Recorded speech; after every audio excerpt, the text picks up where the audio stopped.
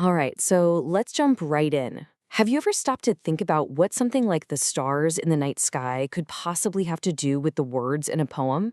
I mean, it's a massive question, right? Where does meaning actually come from? Well, today we're going to follow that exact thread, all the way from the cosmos down to a single powerful line of poetry. So, let's start with a question that might sound a little strange at first. What does Christmas have to do with astronomy? I know, Christmas is a religious thing, a cultural thing. But what if I told you that its very foundation, the date itself, is built on the movement of the stars? The connection here is so much deeper and way more intentional than you probably think.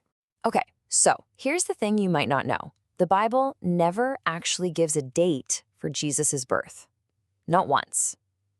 So, why December 25th? Well, the choice was absolutely brilliant, a masterstroke of strategy, really. See, it falls just a few days after the winter solstice, the darkest day of the entire year. For centuries, ancient cultures like the Romans with their festival for the unconquered sun had already been celebrating this moment as the big comeback for the sun. So in the 4th century, early Christian leaders basically co-opted this powerful tradition. It created this perfect, beautiful symbolic link. Jesus, the light of the world, shows up right when the actual light is starting to return to the world. Pretty smart, right? And believe it or not, the astronomy connection doesn't stop with the date. Let's talk about the famous Star of Bethlehem. For centuries, astronomers have been totally fascinated by this. Was it a real celestial event? The theories they're super compelling. Maybe it was a rare planetary conjunction, Jupiter and Saturn getting so close they looked like one super bright star. Or hey, maybe a comet. We actually have records from ancient Chinese astronomers of one around that time. It could have even been a supernova. That's the brilliant explosion of a dying star. Look, we'll probably never know for sure, but that's almost not the point. The point is that astronomy is baked right into the DNA of the story itself.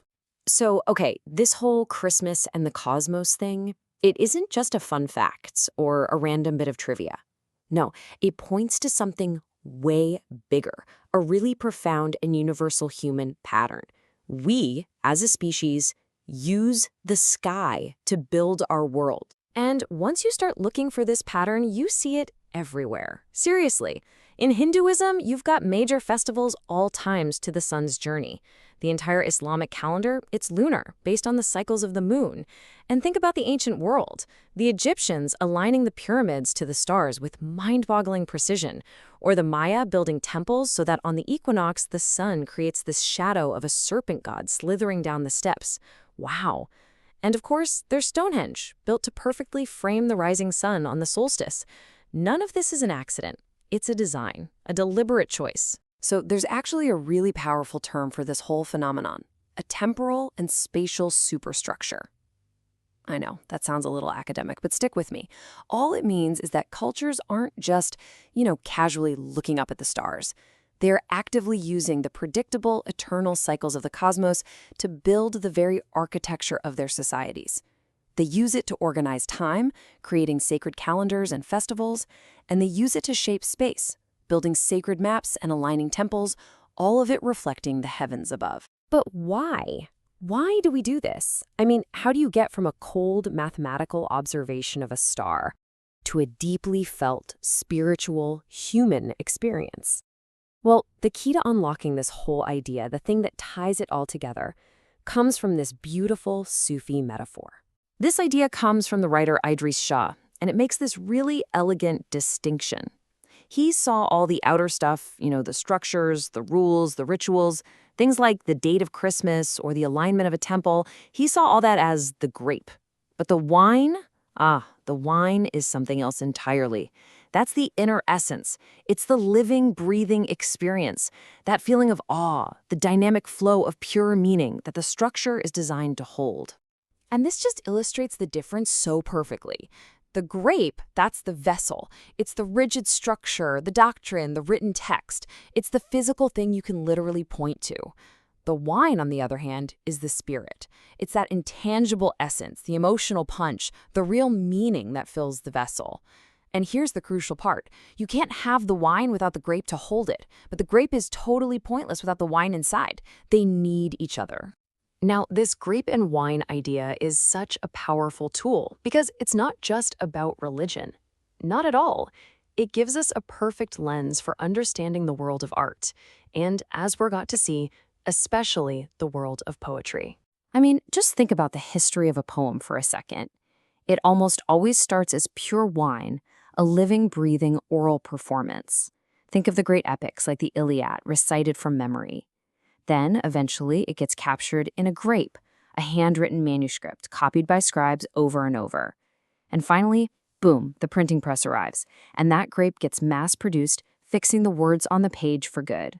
So in the world of poetry, the grape is that fixed structure, the strict rules of a sonnet, a specific meter, a rhyme scheme. But the wine, that's the oral tradition. It's the raw passion of a live performance, the energy you feel from a crowd, the improvisation that makes a poem feel truly alive. The structure, the grape, is there to contain all that energy. But it's the energy, the wine, that gives the structure its entire reason for being. Okay, but here's where it gets really complicated. What happens when the grape, the structure, is misunderstood? Or even worse, what if it's deliberately twisted and distorted? A really powerful example from Gaelic poetry gives us a stark, and I mean stark, warning about this battle for authentic meaning. You see, early Gaelic poetry is the absolute perfect example of this tension. The grope was this hyper-complex poetic form with just unbelievably strict rules for rhyme, syllable counts, and alliteration. It was called Dan Dira, which means straight verse. But this incredibly rigid structure was built to hold an intensely potent wine, a state of ecstatic, almost trance-like inspiration, where poetry was seen as a kind of magical force. They called it imbas forosana. And this is where the big warning comes in. Fast forward to the 20th century. The great Scottish Gaelic poet and scholar Sorley MacLean, he just unleashes this blistering critique of a popular movement called the Celtic Twilight. He accused them, flat out, of completely misrepresenting Gaelic culture. He said they took its powerful, political, fiercely intellectual poetry and just twisted it into something it was never meant to be. So the Celtic Twilight movement was selling this version of Gaelic culture that was all sentimental and passive, sort of romantic, dying, mystical world. But MacLean argued that the reality was the absolute opposite. The real Gaelic poetry was muscular, it was intellectual, it was fiercely political. It wasn't about some vague, misty-eyed nonsense. It was a living tradition of resistance, grounded in sharp social critique. Basically, the public was being sold this cheap, fake version of the grape, and the true wine inside was being completely lost. So the question is, how on earth did this happen? Well, MacLean's most crucial insight was this. The surviving record, the grapes that we were left with, was shaped by power. He argued that for centuries, censorship from Anglo-Scottish landlords forced Gaelic poets to hide or tone down their most powerful political criticism. So what looked like passivity to outsiders was actually a clever strategy for survival. And in the process, it created a totally distorted historical record. So this all leaves us with a final, pretty provocative thought. Whether we're looking up at the stars to build a calendar or we're crafting a sonnet to capture a feeling, we are always creating structures, these grapes, to hold our experience. But the story of Gaelic poetry is a powerful warning. It shows us that those structures can be emptied of their meaning, they can be distorted, they can be broken. The real purpose of the wine, the true goal of all this meaning-making, is what this final quote gets at. A poem, or any act of meaning, isn't just a mirror to be passively looked at. It's an axe, something with the power to act, to change things, and ultimately to break the frozen sea within us.